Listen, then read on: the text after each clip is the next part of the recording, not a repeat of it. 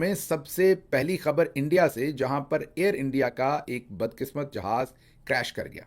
Air India का ये जहाज सरदार वल्लभ भाई पटेल इंटरनेशनल एयरपोर्ट हैदराबाद से उड़ रहा था और जा रहा था लंदन गेटविक एयरपोर्ट की तरफ। इसमें 242 अफराद सवार थे, जिसमें 230 पैसेंजर्स थे और 12 क्रू मेंबर थे। जब यह जहाज़ क्रैश किया तो इन 242 अफराद में से 241 जो अफराद थे वो इसमें हलाक हो गए। महज एक पैसेंजर जो है वो जिंदा बचा। जैसा मैंने आपको बताया कि सरदार वल्लभ भाई पटेल इंटरनेशनल एयरपोर्ट अहमदाबाद से उड़ने वाली ये परवाज़ लंदन गेटविक की तरफ जा रही थी और परवाज़ भरने से कोई महज शायद 32 सेकंड के बाद ही, मतलब कि 32 सेकंड ये जहाज़ जो है ये हवा में रहा और ये एयरपोर्ट के बिल्कुल करीब क्रैश कर गया। रनवे छोड़ने के साथ ही आगे जाके ये गिरा। बड़ा जहाज़ था, ये बोइंग 787 ड्रीम लाइनर था। इस जहाज़ का जो सेफ्टी रैकेट है वो बहुत ही उम्दा है। इसके कोई बहुत सारे इस स्पेसिफिक मॉडल के पहले हादसे नहीं हुए, लेकिन ये जो जहाज़ है ये जाके सिविलियन आबादी पर गिरा। कुछ वहाँ खाली जगह थी, कुछ एक डॉक्टर्स का हॉस्टल था और कहा जाता है कि नीचे जो लोग थे वो भी 30-35 लोग हलाक हुए। तो इस तरह से 241 तो जहाज़ के अंदर जो लोग हैं वो हलाक हुए। नीचे के भी अगर आप 30-35 डालें तो ये 270-280 के करीब इसके अंदर कैजुअलिटीज़ हुई। इसके अंदर गुजरात के साबिक चीफ मिनिस्टर वो भी इसके अंदर हलाक हुए हैं। उन्होंने गालिबन 2016 में इंडियन गुजरात के वो चीफ मिनिस्टर रहे हैं, वो भी इसमें हलाक हुए हैं। इसमें से ट्रेजिडी तो है लेकिन कुछ मुआवजे भी हुए हैं, जैसे कि 241 पैसेंजर्स तो इसमें हलाक हो गए, कोई जिंदा नहीं बचा, क्योंकि जहाज़ जब गिरा है तो वो एक बहुत बड़े धमाके से आग का गोला बनाते हुए ये जहाज़ गिरा। और इनके जो एक सर्वाइवर है सीट नंबर 11A, जी हाँ, सीट नंबर 11A पर एक पैसेंजर जो कि ब्रिटिश पैसेंजर है और ये विश्वास कुमार रामेश इनका नाम है, ये अब हॉस्पिटलाइज हैं। लेकिन ये खिड़की तोड़ के, जब जहाज़ क्रैश किया तो ये खिड़की तोड़कर ये जहाज़ से बाहर जा गिरे और जब पूरे जहाज़ को आग लगी हुई थी और एक धमाका था, ये उसमें से जिंदा सलामत जो है वो खुद वॉक करके बाहर निकले। ये वाहिद पैसेंजर हैं जो इस पूरी कैजुअलिटी में से, जैसे मैंने आपको बताया कि 241 जहाज़ के अंदर लोग और 30-35 ज़मीन पे, वो तमाम हलाकतों के बाद वहाँ से ये जिंदा बच निकले में कामयाब हुए। 169 इसमें इंडियन पैसेंजर्स थे, 53 इसमें ब्रिटिश पैसेंजर्स थे, 7 पुर्तगीज़ थे और एक कैनेडियन पैसेंजर था। और भी शायद अभी लोगों की मालूमात सामने आए, लेकिन सो फार जो इंडियन अथॉरिटीज़ ने ये इन्फॉर्मेशन शेयर की है वो यही है।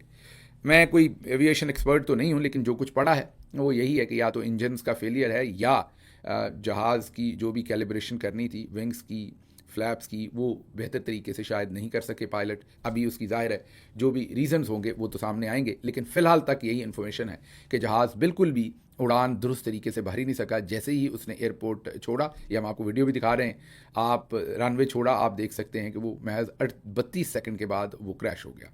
तो पायलट को मेरा ख्याल है चांस ही नहीं मिला कि वो, अगर उनसे कोई गलती हुई है तो उसको दुरुस्त करने का उन्हें बिल्कुल चांस नहीं मिला। अब इसके ऊपर मैंने कुछ सिख लोगों को देखा कि वो इसके ऊपर तरह तरह के तज्जिए कर रहे थे, कुछ शायद खुशी के तज्जिए भी कर रहे थे। ऐसी सिकनेस की मुझे कोई समझ नहीं आती, क्योंकि इसमें इंसान है। मैं इसमें देख रहा था ऐसी ऐसी ह्यूमन स्टोरीज़ हैं इसमें कि यकीन नहीं आता। जैसे मैंने आपको बताया कि विजय रूपानी जो थे वो 2016 से 2021 तक के इंडियन गुजरात के वज़ीर आला रहे हैं, वो इसमें हलाक हुए हैं।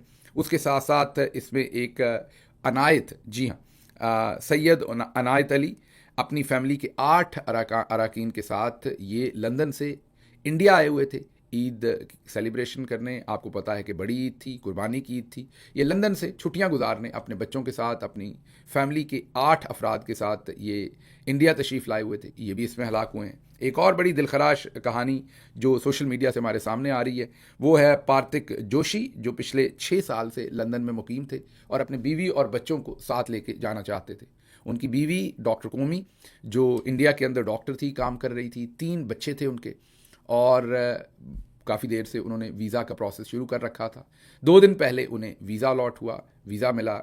वीज़ा इशू होने के बाद उनकी बेगम डॉक्टर कोमी जो थी उन्होंने रिज़ाइन किया अपनी जॉब से और अपने 3 बच्चों को साथ लेके, हस्बैंड के साथ, आज सुबह एक सेल्फ़ी क्लिक की जो अपने तमाम रिश्तेदारों को भेजी। ज़ाहिर है अगले ख्वाब, अगली ज़िंदगी शुरू करने का नया एक ख्वाहिशें, और उनको नहीं पता था कि फ़्लाइट टेक ऑफ के महज 32 सेकंड के बाद ये फ़्लाइट क्रैश कर जाएगी।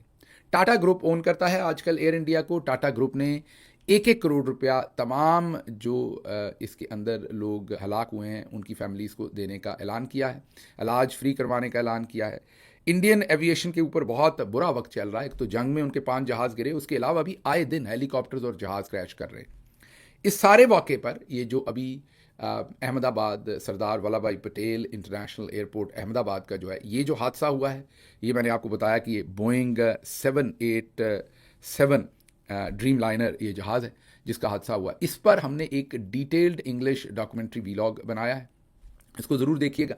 इसमें हमने डिटेल से डिस्कस किया कि हो क्या रहा है, इंडिया के अंदर क्यों इतने जहाज़ गिर रहे हैं, क्या वहाँ पर अकाउंटेबिलिटी की कमी है, सेफ्टी के इश्यूज़ हैं, सस्ती टिकटें बेच रहे हैं जहाज़, सस्ती एयरलाइंस हैं, वहाँ पर क्या मेंटेनेंस नहीं हो रही, आने वाले दिनों में कैसे ख़तरात हैं, पूरा हमने इसका अहाता किया है कि ये इतने सारे, और इंडिया का क्योंकि जो एयर ट्रैवल है वो एक्सपोनेंशियल ग्रोथ है उसके अंदर, बहुत ही तेज़ी के साथ बढ़ रहा है, ह्यूज नंबर है वहाँ पर, और एयरलाइंस भी बहुत जल्दी धड़ाधड़ उसमें शामिल हो रही हैं। इंडियन जो मिडिल क्लास है वो स्वेल कर रही है, उनके पास पैसे आ रहे हैं, वो इंटरनेशनल ट्रैवल करना चाहते हैं। तो इन हालात में ये बहुत ही इंपॉर्टेंट टॉपिक है टू अंडरस्टैंड कि इंडिया के अंदर आखिर हो क्यों रहा है, हो क्या रहा है। एक तरफ उनके फाइटर एयरक्राफ्ट गिर रहे हैं, ना सिर्फ पाकिस्तान के साथ जंग में, उसके अलावा भी हम आपको बताएंगे कि कितने सारे उनके फाइटर जेट्स और उनके जो हेलीकॉप्टर्स और उनके दूसरे पैसेंजर प्लेन्स हैं वो गिर रहे हैं। हमारी तरफ भी कुछ हादसे हुए हैं आपको पता है, लेकिन जब आप इंडियन रैकेट देखते हैं तो आप हैरान हो जाते हैं कि बहुत ही मामलात वहाँ दिगरगू हैं। इसलिए इस इंग्लिश डॉक्यूमेंट्री व्लॉग को ज़रूर देखिए। हमने इसे व्हाट्सएप जो हमारा चैनल है उसमें भी शेयर किया है। अगर आपने हमारे व्हाट्सएप चैनल को अभी तक ज्वाइन किया है, बहुत उम्दा, नहीं किया तो हमारी रिक्वेस्ट है कि हमारे व्हाट्सएप चैनल को ज़रूर ज्वाइन करें। इस इंग्लिश डॉक्यूमेंट्री व्लॉग का लिंक हम आपको स्क्रीन पर भी देंगे, और उसके साथ साथ व्लॉग के एंड पर स्क्रीन पर होगा, और उसके साथ साथ ये कमेंट सेक्शन में और डिस्क्रिप्शन में इस व्लॉग का लिंक भी आपको मिलेगा, और हमारे जो व्हाट्सएप चैनल है उसका लिंक भी मिलेगा, उसको भी ज़रूर ज्वाइन कीजिए। अब चलते हैं ज़रा अगली खबर की तरफ, लेकिन उसमें जाने से पहले मैं सिर्फ आपको ये बता दूं कि ये जो इंडियन जहाज़ गिरा है, इससे हमें एक चीज़ सीखनी चाहिए कि इंडिया हो या पाकिस्तान हो, हम दोनों मुल्कों को एयर जो सेफ्टी है और जो हमारे ये वाले इदारे हैं, कम से कम इनमें करप्शन से बचना चाहिए। लेकिन बदकिस्मती से दोनों मुल्कों में सिफारशी भर्तियाँ हुई हैं और धड़ाधड़ हुई हुई हैं। जब हादसा होता है तो सोचते हैं, उससे पहले हम सोचते नहीं। अगली खबर आपके सामने कीनिया से रखते हैं, और कीनिया में एक 31 साला टीचर और पॉलिटिकल कमेंटेटर को पुलिस ने कत्ल कर दिया है। वजह उनकी तनकीद है बजट के ऊपर। जो उन्होंने तनकीद की उसके सिलसिले में पुलिस ने उन्हें उठाया, और पुलिस उन्हें उठाकर किसी दूर दराज के पुलिस स्टेशन ले गई और वहाँ उनका कत्ल कर दिया। आपको याद होगा कि अरशद शरीफ शहीद को भी कीनिया में ही पुलिस के हाथों शहीद करवाया गया था। जाहिर है वो सारा कुकड अप किस्म का पूरा ऑपरेशन किया गया था। उसके ताने बाने वापस पाकिस्तान में मिलते हैं, और अरशद शरीफ शहीद को वहाँ पर शहीद करवाया गया था कीनियन पुलिस को इस्तेमाल करके। तो कीनिया पुलिस का ये ट्रैक रिकॉर्ड है, मतलब कोई नई बात नहीं है जो वो कर रहे हैं। पैसे लेके या बाकी मामलात के अंदर वहाँ पर आए दिन जो है इस तरह के कत्ल हो रहे हैं। ये एल्बर्ट ओवेंग 31 ईयर ओल्ड कीनियन टीचर और पॉलिटिकल व्लॉगर हैं, और ये 8 जून को इनकी डेथ हुई है। और अब पिछले 3 दिन से वहाँ पर पब्लिक ने भरपूर मुजाहरे शुरू किए हैं। इनको उठाया इसलिए था कि इन्होंने डिप्टी इंस्पेक्टर जनरल के ख़िलाफ़ सोशल मीडिया के ऊपर पोस्ट कर दी थी, एक्स के ऊपर, और उन्हें फॉल्स इंफॉर्मेशन की एक्यूज़ करके, जो पाकिस्तान में पीका लॉ वगैरह होता है उसी तरीके से, बिल्कुल भाई लगते हैं दोनों। हमारे निज़ामदीन और कीनिया का सिस्टम दोनों भाई लगते हैं, इसीलिए जुल्म की दास्तान भी आपको एक ही जैसी लगती है। जैसे हमारे यहाँ डेफेमेशन और पीका एक्ट्स बनाकर लोगों को महज उनकी स्टेटमेंट्स की वजह से उठा लिया जाता है, इसी तरीके से कीनिया में भी इस 31 ईयर ओल्ड टीचर और पॉलिटिकल व्लॉगर को जो है वो उठाकर कत्ल कर दिया गया है। अब चलते हैं ज़रा लाहौर, क्योंकि लाहौर में एक बहुत ही अजीबो गरीब काम हो रहा है। सुनेंगे तो आप सर धुनेंगे कि पाकिस्तान किस तरह की तरक्की कर रहा है। लाहौर डिवीज़न में सबसे ज़्यादा फॉर्म 47 चले, आपको पता है, सबसे ज़्यादा धांधली लाहौर डिवीज़न में करनी पड़ी। ये अलग बात है कि किसी ज़माने में लाहौर सबसे तगड़ा गढ़ था PMLN का, और 2024 का इलेक्शन था 8 फरवरी को, उसमें लाहौर ही सबसे बड़ी खंदक बनी, सबसे बड़ा गड़ा बना। नून लीग का जो गढ़ था वो गड़ा बन गया। उसकी वजह यह है कि लाहौरियों को जो शऊर आया वो शायद तारीख में पहले देखने को नहीं मिला। लाहौर में लोगों को रोका गया वोट डालने से, हर तरह का जुल्म और सितम किया गया। जो लुंडे किस्म के, लुंडा एक पंजाबी का लफ्ज़ है, बुरा लफ्ज़ नहीं है, धुम कटी हो जिस चीज़ की उसको लुंडा कह देते हैं। तो जो लुंडे किस्म के दानश्वर थे, हमारे बहुत ही मोहतरम भाई जनाब सुहेल वड़ाई साहब जैसे, जो झूठे और जाली तजिए लिखते हैं और बाद में दानश्वर होने का क्लेम भी करते हैं, उन्होंने बार बार ये लिखा कि नवाज शरीफ जो है वो जीत रहे हैं, पीटीआई का वोटर तो बाहर ही नहीं निकलेगा और पीटीआई का वोटर जो है वो अंदर रहेगा और नून लीग बड़े आराम से जीत जाएगी। जब 8 फरवरी को आवाम जौक दर जौक पहुंची पोलिंग स्टेशंस के ऊपर, तमाम जो प्रॉब्लम्स थे, तमाम डर खौफ, तमाम पकड़ धकड़, उसके बावजूद लोगों ने दबाकर इमरान खान को वोट दिया। इसके लिए पूरी कौम मुबारकबाद की मुस्तहिक है, आप भी मुबारकबाद के मुस्तहिक हैं। ये अलग बात है कि बाद में आपका मैंडेट लूट लिया गया, लेकिन जो पहला आपने मार्का मारा है कि आपने अपनी 77 साल तारीख में चौधरी निज़ामुद्दीन को गिरेबान से पकड़ के एक बड़ा झटका दिया पहली दफ़ा कि आप अपनी मर्जी से वोट कास्ट करेंगे। आप लोगों ने अपनी मर्जी से वोट कास्ट किया, उसके बाद फिर फॉर्म 47 चलाना पड़ा, कोई रह नहीं गया जिसको जितवाना नहीं था। ऐसे वो मरियम नवाज़ हों, वो नवाज़ शरीफ हों, शहबाज शरीफ हों, हमजा शहबाज हों, वो सभी बेचारों को फॉर्म 47, सिर्फ ये नहीं, इनके जो निचले प्यादे उन सबको भी फॉर्म 47 के ऊपर जतवाना पड़ा क्योंकि तमाम के तमाम हार चुके थे।